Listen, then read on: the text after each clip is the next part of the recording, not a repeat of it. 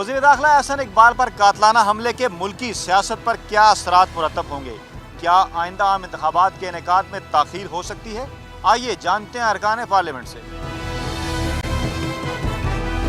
खुदा न खास्ता इस किस्म के वाक़यात होते हैं या इलेक्शन के दौरान भी कैंपेन में भी, तो मेरे ख्याल में ये बड़ा बुरहान से पैदा हो सकता है। इलेक्शन तक नहीं होगा, ये ऐलान कोई पैदा भी करे तो ऐसा नहीं होगा।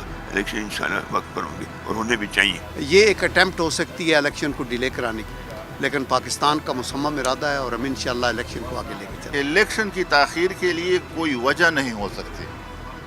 हमने 20-20 धमाकों में इलेक्शन किए हैं। डिलिंग टैक्टिक्स जो भी करना चाहें इंशाल्लाह उसमें कामयाब नहीं होंगे।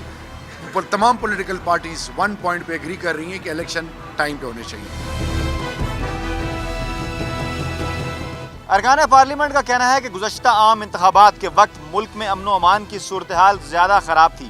तमाम सियासी जमातें इस वन पॉइंट एजेंडे पर मुत्तफ़िक हैं कि जैसे भी हालात हों आइंदा आम इंतखाबात मुकर्ररा वक्त पर ही होंगे।